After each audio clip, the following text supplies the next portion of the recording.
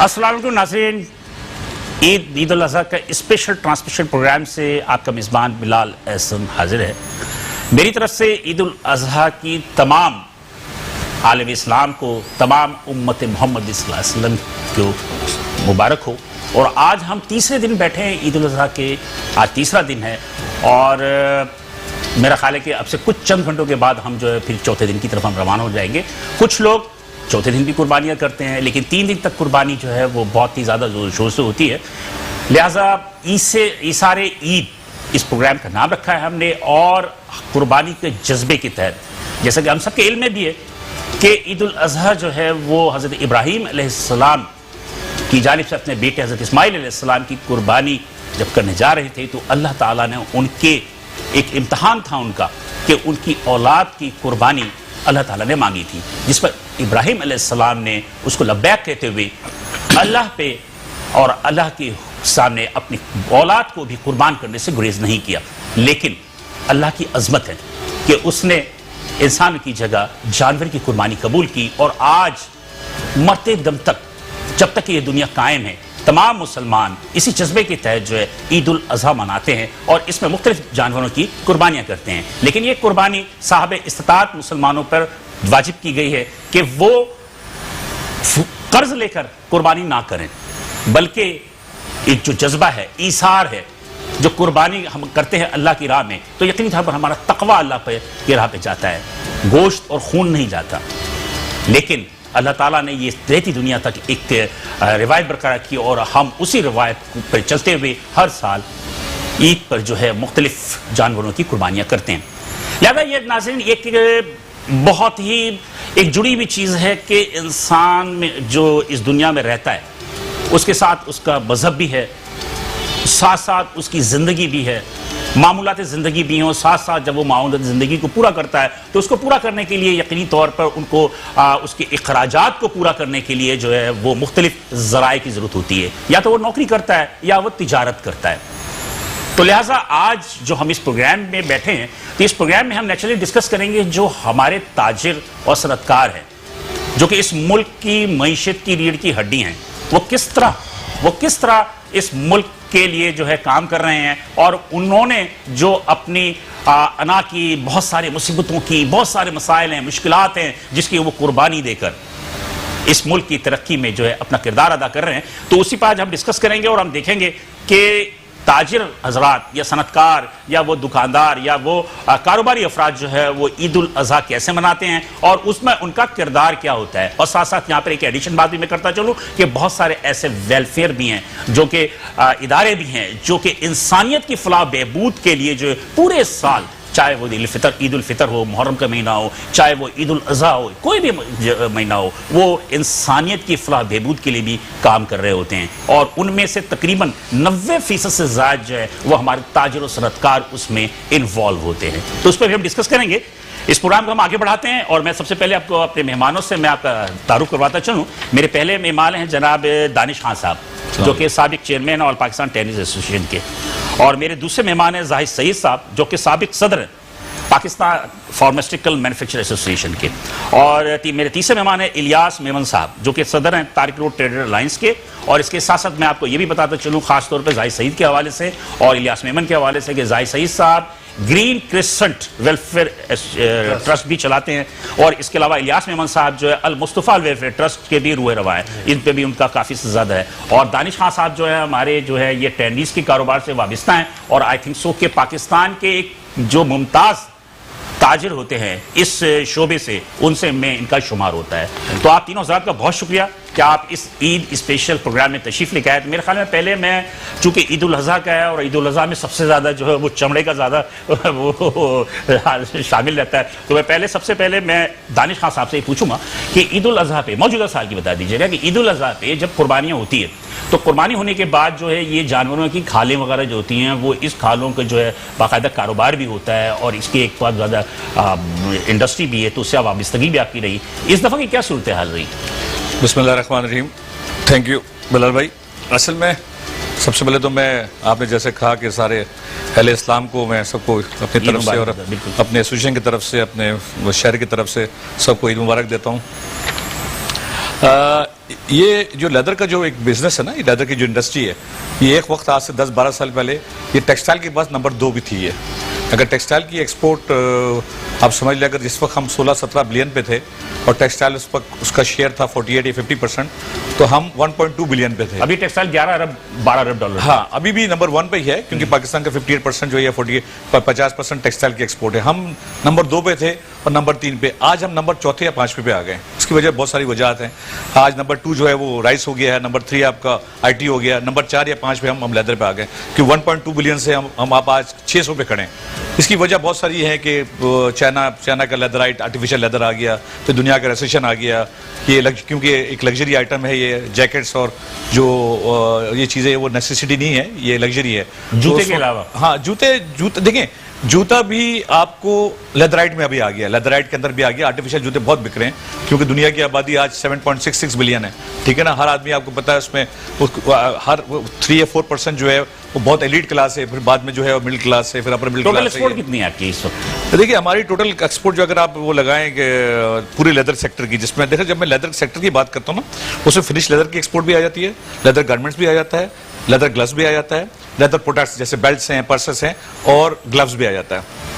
इसकी टोटल हमने एक्सपोर्ट जो है जो हमने जो जून की जो 30 जून की क्लोजिंग की है वो तकरीबन 580 या 85 मिलियन डॉलर से। अब देखें कहाँ 1.2 बिलियन से हम आधे पे आ गए इंशाल्लाह। अच्छा, इसका रीजन हम शायद 700-750 को टच कर जाते अगर ये 3 महीने का ये चार्ज, जब से ये जनवरी से स्टार्ट हुआ कोविड का, और फिर 3 महीने जो है हालात खराब हैं। हमारी जो डिमांड जो है वो यूरोप और अमेरिका है, ये क्योंकि सर्दी का आइटम है, ये ज्यादा यूरोप में जाता है। पर अलग एक्सपोर्ट कितनी है अभी 65 बता ना आपको, 580 मिलियन डॉलर। बिलियन तो पाकिस्तान की टोटल एक्सपोर्ट नहीं है। अब आपको सबसे ज्यादा नुकसान पहुंचाया चाइना ने? देखें, चाइना नहीं, हमारी कंपटीशन अब बहुत बढ़ गई है, क्योंकि ये आपको पता है ग्लोबल एक विलेज हो चुका है।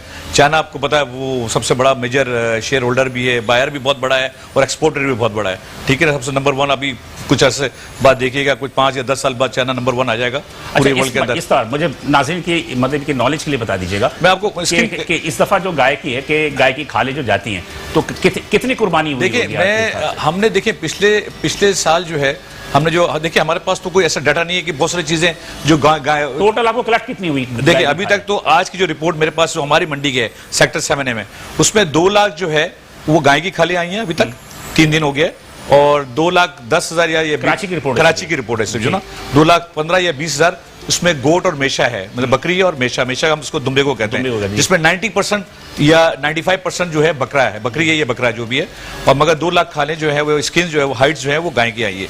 टोटल अगर आप देखें, इसकी मैं थोड़ा सा रेट भी बता दूंगा कि इसकी वैल्यू कहाँ से कहाँ गिर गई है। जैसे अभी जाहिद साहब मुझसे कह रहे थे कि एक वक्त था ये 4-4.5 हज़ार की गाय थी, आज मैं आपको बता दूं ये जो गाय की जो खाल बिकी है, कुछ इदारे हैं, जैसे एक इदारे ने जो जिसको हम कहते हैं जो कौन सी तंजीम है जो हरी बकरी पहनते हैं, दावत इस्लामी वाले, उनकी सबसे ज्यादा कलेक्शन है। जब से MQM को बंद वो कर दिया तो उनकी सबसे ज्यादा कलेक्शन है।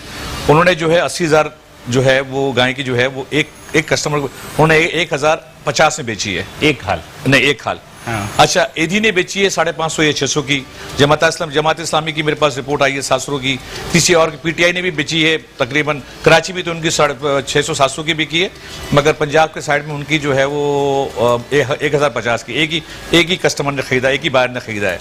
बाकी जो दूसरे हैं कुछ, अच्छा जो परचून की हैं, जैसे कोई जो कसाई बेचते हैं वो किसी ने 250 की बेची, गाय की बात कर रहा हूं मैं, 250 की भी बेची है, 300 की भी बेची है, 200 की भी बेची है। वो कसाई तो बेचेगा 10,000 रुपए वो काटने का ले रहा है। हाँ, अब ऐसा है कि अगर हम अब एवरेज देखें तो इसकी गाय की खाल की इस साल की एवरेज जो है वो 700-750, बकरों की जो है वो तकरीबन 200 की है, 200 जो 350-400 की होती थी, और मेषा जो है जो दुम्बा जो है वो 60 या 70 रुपए में गया। सबसे ज्यादा इंपॉर्टेंट खाल किसकी होती है?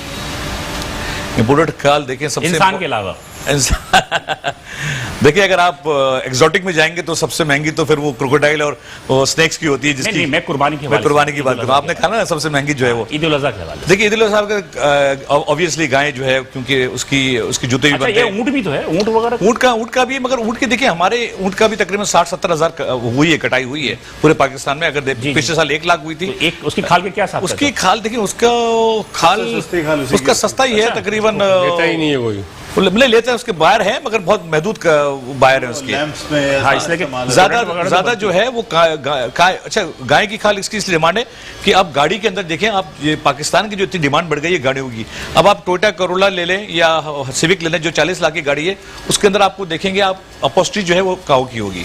तो इसी वजह से इसकी महंगी इसी वजह से कि काऊ की जो अपॉस्ट्री या बफलो की वजह से इसकी डिमांड बहुत बढ़ गई है। शूज में भी काऊ बहुत ज्यादा आ गया, जो शीप के बहुत कम जूते बनते हैं। ये तो ईद उल अज़हा की बात है, जल्दी से बता दीजिए ताकि मैं उधर बढ़ूं कि पूरे साल की क्या सूरत हाल रहती है? पूरे साल की मतलब आप किसकी, अब मैं तो हम देखिए हमारे पास तो पूरे साल तो हमारे यहाँ गाय भी कटती है, भैंस भी कटते हैं, मैं हमारे पास बकरा भी कटता है। देखिए हमारे पास कोई ऐसा कोई स्टैटिक अभी तक कोई बना नहीं है। अभी भी आपको बताऊं 5 या 6 दिन बाद पता चलेगा कि हमारे पास टोटल कलेक्शन कितनी हुई है।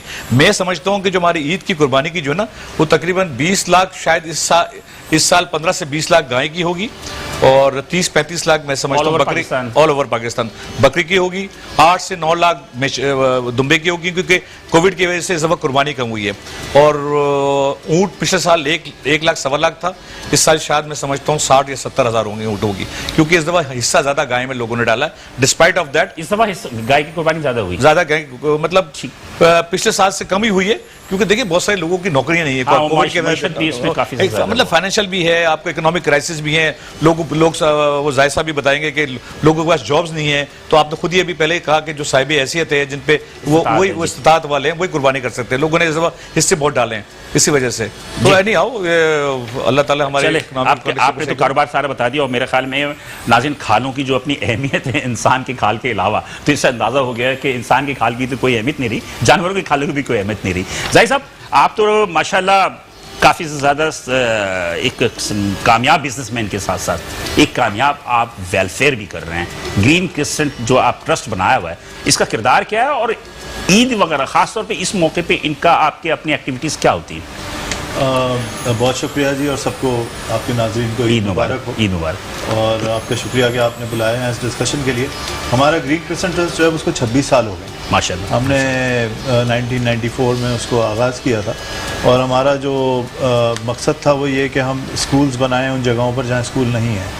अगर कहीं कोई सरकारी स्कूल होता है या किसी और NGO का तो हमारे स्कूल नहीं बनाते, तो हमारे स्कूल्स उमूमन रिमोट जगहों पर हैं और हमने अपने काम को पूरे पाकिस्तान में सुबह सिंध तक हमने अपने काम को महदूद किया हुआ, क्योंकि इस वक्त सुबह सिंध में सबसे ज़्यादा हम नीचे आ गए हैं लिटरेसी के अंदर। बिल्कुल सही कह रहे हैं। तो ये बदकिस्मती है हमारी कि बहुत सारा अखराजात होने के बावजूद और बहुत बड़ा बजट होने के बावजूद जो इंतज़ामी ख़राबियाँ हैं वो इस तरह की हैं कि हमारे सूबे सिंध में तालीम की सूरत हाल अच्छी नहीं है। तो हमने सूबे सिंध को ही हदफ बनाया और अब हमारे अल्हम्दुलिल्लाह एक स्कूल हमने शुरू किया था 1994 में और अब माशाल्लाह 154 स्कूल हैं माशाल्लाह और 29,000 ऐसे बच्चे। अच्छा, कराची के 6 डिस्ट्रिक्ट हैं या पूरे सिंध में घोटकी तक चले गए, सादकाबाद तक चले गए? सारा सिंध चला गया सिवाय शायद 2 डिस्ट्रिक्ट के सूबे सिंध की, हम बाकी तमाम डिस्ट्रिक्ट में माशाल्लाह। तो अब अगर ये हमारे सारे स्कूल आप ले लें तो 154 स्कूल हैं और 29,000 बच्चे हैं और ये सारे वो बच्चे हैं जो सब्सिडाइज या फ्री शिप्स के ऊपर पढ़ रहे हैं। तो इनमें से हर बच्चे के लिए सब्सिडी जो है वो देते हैं और हमारे कारोबारी तबकात और बहुत सारे कॉर्पोरेट्स और बहुत सारे बैंक्स और बहुत सारे सब मिल करके हम एक एफ़र्ट करते हैं कि इन बच्चों तक जो है वो तालीम पहुँचाएँ और मयारी तालीम पहुँचाएँ माशाल्लाह। अब क्योंकि पिछले पता है आपको मार्च के इख्तिताम से जो है वो कोविड की वजह से स्कूल्स भी बंद हुए हैं और इत्तेफाक से हमारे बच्चे उन इलाकों में हैं जहाँ पर हम ऑनलाइन टीचिंग भी नहीं कर सकते क्योंकि अच्छा साहिब साहब मैं आपकी बात को कंटिन्यू रखूंगा, मुझसे कहा जा रहा है एक थोड़ा सा ब्रेक के लिए, ब्रेक के बाद मैं आपकी बात को जाऊंगा। नाज़रीन हम यहाँ पर प्रोग्राम कर रहे हैं ईद के स्पेशल ट्रांसमिशन है, इसमें ताजिर और सनअतकारों की अपनी जो मामूलात हैं मसरूफियात हैं जो उनकी कारोबार उन तमाम चीज़ों के हवाले से हम उनसे इनकी बात कर रहे हैं। जाहिर साहब की अब की बात अधूरी है, वक्फे के बाद आएंगे तो हम यकीनी तौर पर जाहिर साहब की बात को कंप्लीट करेंगे। इस वक्त हम जाएंगे थोड़े से वक्फे के लिए, हमारे साथ रहिएगा।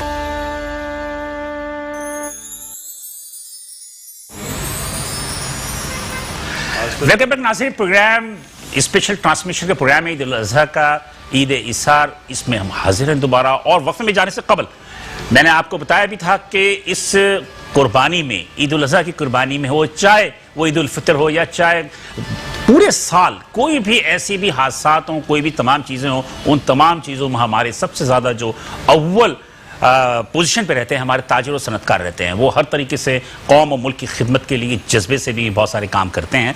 और आज हम उन्हीं ताजिरों के साथ बैठे हैं और वक्फे में जाने से कब जाहिर सही से हमारी बात भी हो रही थी। लेकिन इस दोबारा मैं उनसे जवाब देने से पहले मैं एक चीज़ आपको बता दूं कि टिपाल दानेदार चाय जो है पाकिस्तान की सबसे ज़्यादा अच्छी चाय पीने वाली चाय है। और ये सिर्फ मुल्क में नहीं, मुल्क से बाहर भी जो है टिपाल की अपनी एक अहमियत होती है। और मेरे मेहमान भी जो हैं वो टिपाल चाय पी रहे हैं और मैं भी चाय पी रहा हूँ।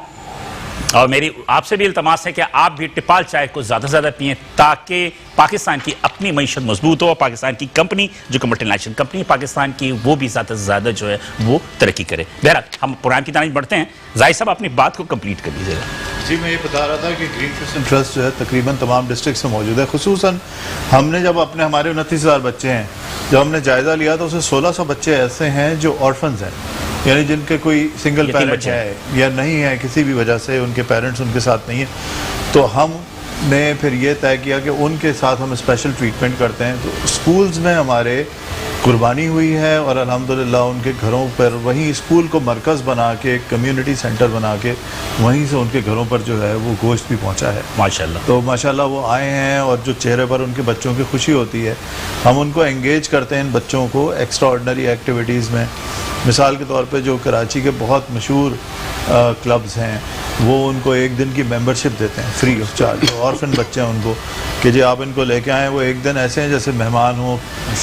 प्राइम क्लब्स के, मैं क्लब का नाम तो नहीं लूँगा लेकिन प्राइम क्लब्स के, और वहाँ जाते हैं सारे दिन खेलते हैं। नाम ले रहे हैं, कराची जिमखाना हो गया, कराची क्लब हो गया, ड्रीम वर्ल्ड की बात कर रहा हूँ। ड्रीम वर्ल्ड हो गया, ड्रीम वर्ल्ड वाले करते हैं, यहाँ अलादीन पार्क वाले हमारे साथ करते हैं। तो ये सारे हमारी बिजनेस कम्युनिटी से ही ताल्लुक़ रखते हैं और सारे मिलजुल कर उन बच्चों के लिए ऐसे हालात पैदा करते हैं कि वो ये महसूस करें कि किसी भी एलीट स्कूल के अंदर जो बच्चों को सहूलियात मिलती हैं वो उन बच्चों को मैसर हों। अब हम बड़ी शिद्दत से इंतज़ार कर रहे हैं क्योंकि हमारे स्कूलों में उस तरह का निज़ाम नहीं है या वहाँ इस तरह की सहूलतें नहीं हैं कि हम उनको ऑनलाइन पढ़ा सकें, लेकिन हमने एंगेज रखा हुआ है वालिदैन को और बच्चों को ताकि वो हमारे साथ जो यतीम बच्चे हैं उनकी रिहाइश वगैरह के भी इंतजाम किया हुआ है? नहीं, हमारे यहाँ क्योंकि पाकिस्तान में देखें हमारे माशरे में यतीम खानों का तो इस तरह का सिस्टम नहीं है, बल्कि बच्चे जो हैं किसी ना किसी अपने रिश्तेदार के मामों के पास, खाला के पास, चाचा के पास रह रहे होते हैं, लेकिन उनकी तालीम, उनका सारा सामान, स्कूल बैग्स, उनकी स्टेशनरी, उनकी किताबें, उनके यूनिफॉर्म, उनके जूते, उनके लिबास, और ईद पर हम उन्हें शॉपिंग भी कराते हैं माशाअल्लाह कि भाई वो जाएं और जाके जैसे हमारे बच्चे जाके बाज़ार से ख़रीदते हैं अपनी पसंद के जूते और कपड़े, उस तरह वो भी जाके बाज़ार से अपनी पसंद के कपड़े और जूते ख़रीदें और उसी तरह महसूस करें जैसे कि कोई भी। ये ग्रीन क्रिसेंट जो ऑर्गेनाइजेशन आपने ट्रस्ट बनाया तो इसका ख्याल क्यों आया आपको? इसलिए कि पाकिस्तान में तो और भी बहुत सारे वेलफेयर हैं, बहुत सारे ट्रस्ट हैं। असल में हम सारे जो लोग थे वो 96 में हम सब स्टूडेंट्स थे। और अच्छा नाज़िर, एक चीज़ मैं बता दूं, बात काट गई कि ये सियासी कारकुन भी हैं और जमशेद टाउन में ये यूसी नाजिम भी रहे हैं। जी हाँ, तो मेरे ख्याल में काफी ज्यादा 2 दफा यूसी नाजिम भी रहे हैं। तो इसलिए इनके अंदर जो जज्बा है ना वो इंसानियत की खिदमत का कुछ ज्यादा ही है। जी, तो अब इसमें हमारा यही सिलसिला रहता है कि हम क्योंकि सारे स्टूडेंट्स थे और सारे बिजनेस कम्युनिटी से थे, कुछ चिन्योट फैमिलीज़ के बच्चे थे, कुछ मेमन फैमिलीज़ के बच्चे थे, कुछ हमारी सौदागरान फैमिलीज़ के बच्चे थे।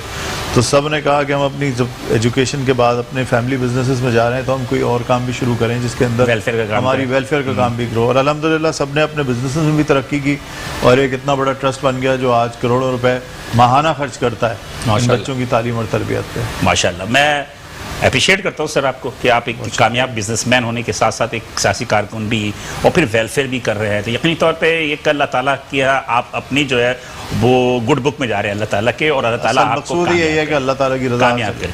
मेरे तीसरे मेहमान हैं जनाब इलियास मेमन साहब। मैंने आपको तारुफ कराया था, नाज़रीन सदर है तारिक रोड ट्रेड लाइन्स के, और प्लस आज जो ये मौजूद हैं वो हैं अल मुस्तफ़ा वेलफेयर ट्रस्ट के हवाले से। और मेरे ख्याल में अल मुस्तफ़ा वेलफेयर ट्रस्ट के आप एक बहुत बड़े जो है एक सरगर्म कारकुन भी कह लें, आप वेलफेयर के लिए काम भी करते हैं। तो क्या सूरत हाल रही है इस साल?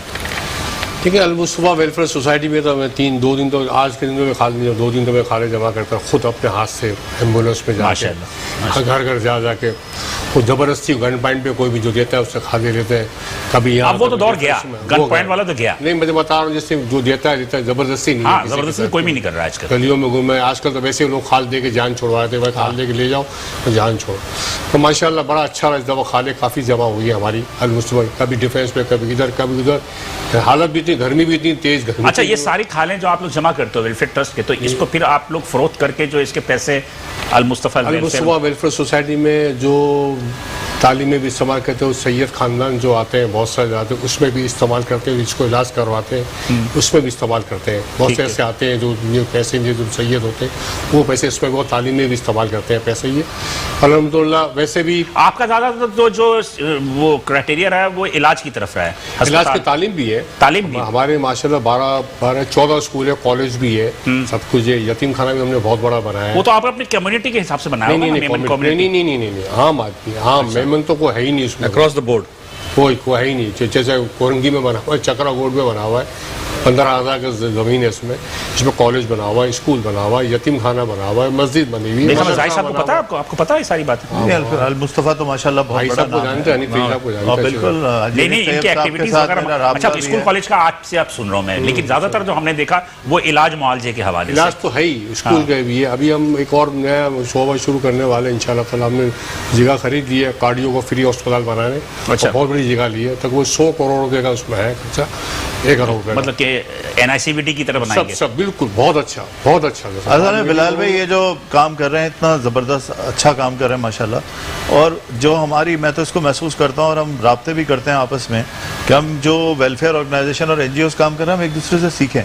ठीक है, और जब हम यानी जितना माशरे में काम की ज़रूरत है, मैं मिसाल के तौर पर तालीम की बात कर रहा हूँ, तो 2.5 करोड़ बच्चा इस वक्त पाकिस्तान में ऐसा है जो यूनिसेफ की जो डेफिनेशन है ना बच्चे की, कि 5 साल की उम्र से 16 साल स्कूल गोइंग वो कहते हैं ये एज है, तो 5 से 16 साल का 2.5 करोड़ बच्चा ऐसा है जो स्कूल से बाहर है, बाहर है पाकिस्तान। आप अंदाजा लगाएं कि पूरे ऑस्ट्रेलिया की पॉपुलेशन 2.5 करोड़ की है। तो हमारे जैसी तो अगर 500 ऑर्गेनाइजेशन हो तो फिर भी अपना पूरा काम नहीं हो सकता। ये तो इतना बड़ा गैप है कि हम सब मिलजुल करके काम करें। मैं ये अगर तो सोशल वेलफेयर काम ना हो तो मान सकते कि पाकिस्तान तक अब PCR टेस्ट हम फ्री कर रहे हैं, 7,000 माशाल्लाह 1 रुपया किसी ने। बिलाल भाई हमारे कोरोना टेस्ट वगैरह भी आपने एंटीबॉडी कोरोना भी फ्री करा, PCR जो कोरोना 7,000 के भी फ्री कर रहे हैं। अभी तक 1500 टेस्ट हमारे 1500 में 130 आदमी कोरोना के निकले हैं उसमें से। अच्छा, पॉजिटिव है 130 में 130 15-16 आदमी की हालत बहुत खराब थी, बाकी मतलब जवान थे उसके अंदर ही। आजकल से फिर शुरू हो जाएगा। अच्छा, आपके यहाँ अल-मुस्तफ़ा में कोरोना का इलाज होता है? कोरोना इलाज नहीं है, अभी शुरू नहीं करा हुआ है। सिर्फ डॉक्टरों ने मना कर दिया कि इसलिए भी पब्लिक दूसरी आने को घबराती है, इसमें भी घबरा रही है। इसमें हमारे बहुत सारे लोग, इसमें भी कोरोना हो गया 3-4 आदमी की टेस्ट करवाने के अंदर भी। अच्छा, तो इसमें क्या प्रॉब्लम होती है? आप लोगों को खाले वाले जो इकट्ठे करते हैं तो इसके अंदर फिर बेचते कैसे हैं? क्या इनके पास जाते हैं? टेंडर पहले से खुल जाता है, टेंडर खुल जाता है, टेंडर पहले से खुल जाता है। टेंडर देखिए इस बात हमने जैसे अभी आज 200 कितने जमा हो गए अल-मुस्तफ़ा में? मैंने अंदाजा नहीं करा, जब मैंने अपने हाथ से 500 खाले जमा करी है मैंने अपने हाथ से। और अब और भी बहुत सारे लोग मैं अपनी यानी कि जो पर्सनल ताल्लुका PR के अंदर वो ऐसे नहीं कि मैं जाहिद का जाहिद चलो लियाज भाई को दे दो, इस तो वो खाले नहीं ज़्यादा मिली। हमारी कौमी बिरादरी वाली जितनी ना किसी बिरादरी वाले ने खाले जमा, ना कुतियाना, ना बाटवाना, जयपुर किसी ने खाले जमा नहीं करी। वो खाले जो इस दफ़ा कुर्बानी भी कम हुई है। दूसरे दिन इज्तिमाई कुर्बानी ज़्यादा हुई, इज्तिमाई कुर्बानी तो हमारी बहुत ज़्यादा हुई, इतनी ज़्यादा हुई कि हमें तो तसव्वुर नहीं सोच सकते। इसलिए बता रहा हूँ कि आपको जैसे दूसरे दिन हम खाले जमा कर, उसमें दूसरे दिन खाले नहीं थी, बहुत कम थी। तीसरे दिन तो बहुत ही कम थी, पहले दिन बहुत ज्यादा मिली, दूसरे दिन मिली। और इज्तिमाई कुर्बानी तो माशाल्लाह। अच्छा, इससे फायदा होता है? ये जो खाले वाले जमा करते हैं बेचते हैं तो इससे कुछ फंडिंग साहब पहले जब 4,000 रुपये खाली 1,000 खाली 40 लाख की खाले हो गई तो 4,000 की होगी, तो सब कितनी आदमी खाते, फायदा तो है ना। देखिए इन्होंने मेरे ख्याल से आपने बकरी की खास ज्यादा जमा की होगी या गाय की? बकरी गाय दोनों जमा करी, दोनों की है ना। तो मैंने आपको बता दें रेट जो है एवरेज जो है वो किसी ने 500 की बेची है, किसी ने 600 की, किसी ने 750 की बेची है। सामने मेरे मस्जिद वालों ने 200 रुपए की बेच दी, 200 की बेची है। अच्छा, एक मसला और, 50 रुपए की बेची, खराब होने का खतरा ज्यादा है। मैं ये नमक लगा दिया, खराब, मैं आपको बता दूं बिलाल भाई, जो ऑर्गेनाइज लोग हैं उनके साथ फ़ायदा ये होता है कि वो पहले से टेंडर ओपन करवा देते हैं, उनका बायर मौजूद होता है, वो खाल सिर्फ वहाँ ले आके जमा करा रहे होते हैं। नहीं आई टेल यू, और रेट तय हो जाते हैं। देखिए ऐसे बिलाल भाई ऐसा नहीं है, मैं थोड़ा सा करेक्ट कर दूं आप लोगों की नॉलेज के लिए कि जो बड़े इदारे नहीं है जैसे बाटवा हो गया है या आपका जो दावत इस्लामी वाले हो गए, इनका वेयर हाउस ऑलरेडी एस्टैब्लिश्ड है।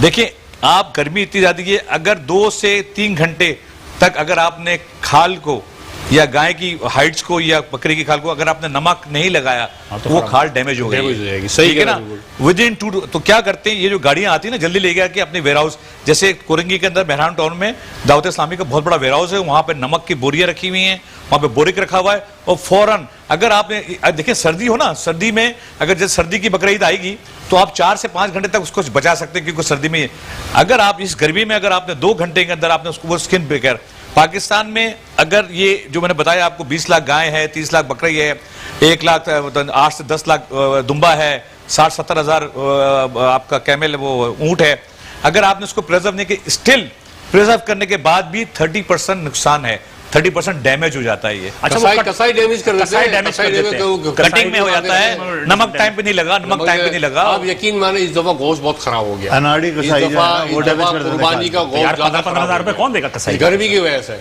गर्मी की वजह से गोश्त बहुत, हम तो कर हमने तो अपने बहुत सिस्टम अच्छा रखा हुआ था, इसी वजह से लगा गोश्त। और आपको पता है ये बहुत, मैं नाम नहीं लेते, ऐसी तंजीमें जो इज्तिमाई कुर्बानी करी है, इनको गोश्त लोगों को मिला ही नहीं, पैसे जब मिले ही नहीं, मेरे पास कंपनी नहीं आई, मैं आपको बाद में नाम बताऊंगा, उनको गोश्त ही नहीं मिला उनको। अच्छा एक चीज मैं बताना चाह रहा हूँ, शायद मेरे तीनों हजरात बुझा, मिन हैसल कौम हम इतने ज्यादा बेईमान हो गए हैं, सही कह रहे हैं, कि हमने बहुत सारे लोगों को मैंने कहा कि जनाब के आप इज्तिमाई कुर्बानी करें, आप यकीन करो जाहिद भाई बहुत सारे लोगों ने मना कर दिया। उनका कहना यह था कि इज्तिमाई कुर्बानी में जब हिस्सा लेते हैं तो कहने का वहाँ हिस्सा जो है बदनीयती के तौर पर आपको दिया जाता है, यानी कि किसी ने हड्डी ज्यादा दे दी, किसी ने गोश्त ज्यादा दे दिया, यानी कि कोई ईमानदारी के साथ वहाँ आपको डिस्ट्रीब्यूशन नहीं होती, तो इसलिए बहुत सारे लोग इससे, मैं आपको बताता हूँ थोड़ा सा, जैसे सैलानी है, आलमगीर है, बहुत सारे इदारे करती है, ये बहुत से इदारे हैं, एक बड़ा नाम अल खिदमत का भी, अल खिदमत भी मैं कह रहा हूं ना, बड़ा काम है, देखो बहुत सारे खिदमत का नाम बहुत बड़ा नाम है, बहुत बड़ा नाम है, दे आर पायनियर। दूसरी बात तो पायनियर है खाल जमा करने, शुरू वहीं से हुआ था, शुरू वहीं से, मगर वो देखें हमने इस दफा तो बहुत सारे लोगों ने, जैसे डिफेंस के ज्यादा लोगों ने सैलानी को, आलमगीर को, अल खिदमत को दे दिया हिस्से, मगर वो आपको बता फोन करके सर आपको कितने हिस्से चाहिए, और आपको यकीन करें जब लास्ट ईयर मैंने सैलानी को दिया था तो उन्होंने 2 हिस्से जो बना के दिए थे, जो मैंने अपने घर के उनके लिए, क्योंकि आपको पता है जो साहिबी हैसियत है वो 365 दिन गोश्त खाता है वो, ठीक है ना, हम तो ये क्योंकि सुन्नत इब्राहिमी है, हम कहते हैं कि ये ज्यादा से ज्यादा गरीबों को चले जाए, क्योंकि बेचारों को महीने में भी, क्योंकि 1200 रुपए किलो बकरा है और 700-800 रुपए किलो आपको गाय का गोश्त मिलता है, वो गरीब अफोर्ड ही नहीं कर सकता वो, तो हम तो टोटल जो है इस दफा भी जो गाय काटी है साहब ऐसे हो ना, तो एक क्वेश्चन पूछ रहा हूँ, तो साहब ऐसे तो आप यही करते हैं कि जैसे कसाई की दुकान पे गए, आपने कहा एक बकरा काट दो मेरे लिए, उसने बकरा काट दिया, तो आप खाल भी साथ लेके जाते हैं क्या? नहीं, खाल नहीं लेते, इसलिए कारोबार है ना आपका, तो कारोबार नहीं। अब देखिए मैं आपको बताऊं, ये इस्लामी तौर पे ना, अगर मैं कसाई से कहा गोश्त भी दो, हमें खाल भी, नहीं खाल भी, हम तो खाल, ये मतलब ये गुनाह हो जाएगा, सदका है, उसी तरह सदका है वो, मतलब खाल तो हम दे देते हैं इसको ना, हम तो खाल को, क्योंकि वो इन्हीं को ऐसे इदारों को देते हैं जो जैसे अल मुस्तफा हो गया, अल खिदमत हो गया, इन इदारों को देते हैं, क्योंकि फिर ये इदारे चलेंगे कैसे? पाकिस्तान एक वाहिद कंट्री है दुनिया के अंदर जो सबसे ज्यादा फिलॉन्थ्रफी होती है, कराची वाहिद शहर है पाकिस्तान का जो सबसे ज्यादा फिलॉन्थ्रफी, अगर ये फिलॉन्थ्रफी ना हो तो आप यकीन करें कि आप कितने लोग, मैं पूरे पाकिस्तान देखा सीलानी वेलफेयर जिस तरह के दस्तरखान पे खाना खिलाती थी, आप यकीन करें कि रमजानों को महीने में जिस तरह के सड़कों पे हमारे यहाँ अफ्तार बढ़ता है, पानी बढ़ता है या खाने खिला रहे हैं, तो हर आदमी कर रहा है। अच्छा अब शायद मेरे ख्याल में पीटीआई जो सीलानी को लेकर पंजाब गई है, तो अब वैसे ग्रीन क्रिसेंट के हवाले से तो आपका अभी जो सिर्फ इन्हीं की हमारा फोकस और या आगे भी तालीम और तालीम से रिलेटेड बच्चे जो हैं, उनके पेरेंट्स हैं, उनके सिबलिंग्स हैं,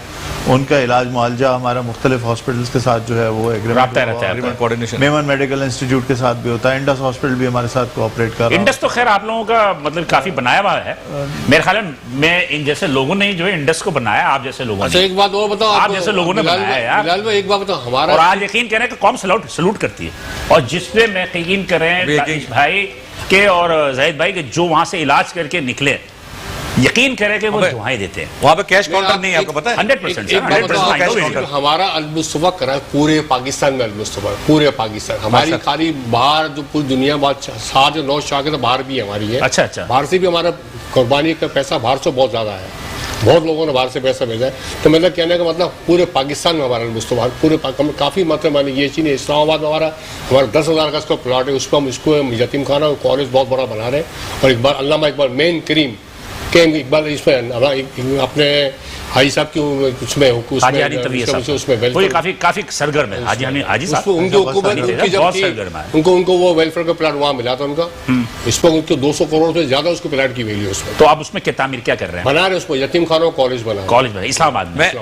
मैं समझता हूँ बिलाल भाई, अगर हमारे जो जितने इदारे हैं माशाल्लाह, जो ये जैसे जायद हैं और इलियास भाई हैं, अगर हमारा मुल्क के अंदर जो ये फिलॉन्थ्रफी में सिर्फ 2 चीज़ पे, जैसे जायद साहब जो है एजुकेशन में काम कर रहे हैं और ये एजुकेशन और हेल्थ पे, ये 2 चीज़ पे ज़्यादा काम करने की ज़रूरत है। क्योंकि देखिए जाहिद साहब जो काम कर रहे हैं वो कह रहे हैं कि मैं एजुकेशन में ज़्यादा काम कर रहा हूँ क्योंकि मेरी कंट्री को एजुकेशन चाहिए, नहीं तो यहाँ से ब्रेन 22 करोड़ की आबादी में आपको यकीन करें कि ब्रेन ड्रेन हो जाएगा अगर हमारे भी एजुकेशन।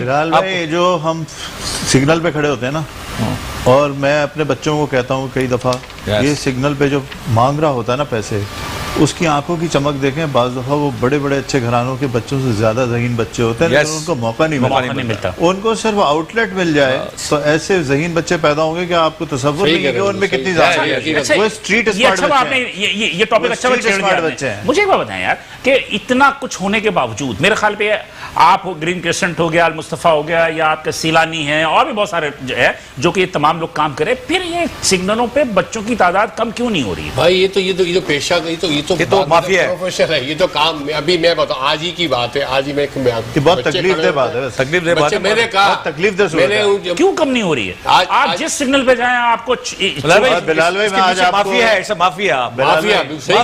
माफिया तो उस वक्त काम आता है जब फार्मास्यूटिकल से है। मैं आपकी तवज्जो एक चीज की तरफ करा रहा हूँ। हाँ। आप देखें शदीद गर्मी होगी, शदीद सर्दी होगी, जितने बच्चे इनकी गोद में होंगे वो कभी रोते नहीं और जाग भी नहीं रहे होते, वो सब सो रहे होते हैं, वो सब ड्रग्ड होते हैं। ड्रग्ड हैं। गोद का बच्चा, दूध पीता बच्चा जो है वो ड्रग्ड होता है। कितना बड़ा आप जुल्म कर रहे हैं बच्चों के साथ। सही कर रहे हैं। तो कोई ना वो रोता है ना वो उठता है, वो सोता ही रहता है। इसका स्टेट की जिम्मेदारी है। क्योंकि प्रोग्राम बिल्कुल ही एंड पे चल रहा है, तो मैं आपसे इसे पूछना हूँ कि इस हवाले से आप कुछ काम कर रहे हैं नहीं कर रहे? देखें, इसको हम तो ये कर सकते हैं कि अगर उन बच्चों को ऑर्गेनाइज किया जाए, एक तो इसके ऊपर बड़ी सख्त पाबंदी होनी चाहिए, और जो NGOs हैं उनके साथ गवर्नमेंट को कॉन्ट्रैक्ट करना चाहिए कि इन बच्चों को वहां से उठाया जाए और इनको स्कूलों में डाला जाए। प्रोग्राम खत्म हो रहा है, आखिरी 2 जुमले में बता दें कि इस हवाले से क्या हो रहा है। बिल्कुल 2 जुमले बता। मैं तो कहता हूँ कल ही की बात है, जहाँ 5-6 बच्चे थे, उनके माँ बाप को था अंदरूनी सिंध से, मैंने कहा ये बच्चे मुझे दे दें आप, मैं आपको ले चलता हूँ, हम आपकी रिहाइश भी करवाएंगे, सब कुछ करवाएंगे, अच्छी तालीम करवाएंगे, आपको भी खर्चा देंगे। मना कर दिया। वो है। आप क्या कहेंगे सर? देखिए बिलाल भाई, मैं समझता हूँ ये, देखिए मैं जैसे इन्होंने कहा ना, मैं बहुत दफा सिग्नल पर रुका हूँ, मैं तुमसे कहा कि बेटा तुमको पढ़ना है, मैं तुम्हें स्टिपेंड भी दूंगा, तुम्हारे घर को भी मैं राशन पहुंचाऊंगा, वो भाग जाता है। वो देखिए इसके पीछे माफिया है और ये स्टेट की जिम्मेदारी है। देखिए स्टेट से पावरफुल कोई चीज नहीं है। हम बिजनेसमैन, इंडस्ट्रियलिस्ट एक हद तक काम कर सकते हैं, मगर ये स्टेट की जिम्मेदारी है कि स्ट्रीट चाइल्ड जो इस तरह से है इनको टेक केयर करें। 3000 का बहुत शुक्रिया। मेरा ख्याल है कि हम बहुत और भी बात भी टॉपिक थी, बहुत कर सकते थे, लेकिन बहरहाल मौके की जो है मुनासिबत से जो है वक्त की कमी की वजह से हम नहीं कर सके।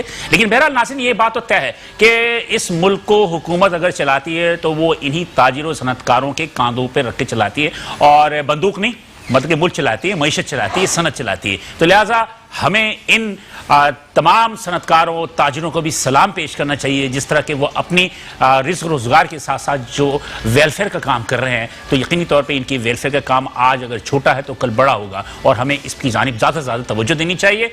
मैं उम्मीद करता हूँ कि हम भी किसी भी यतीम, बेसहारा और लावारिस बच्चों की या ख़ानदान की फैमिली की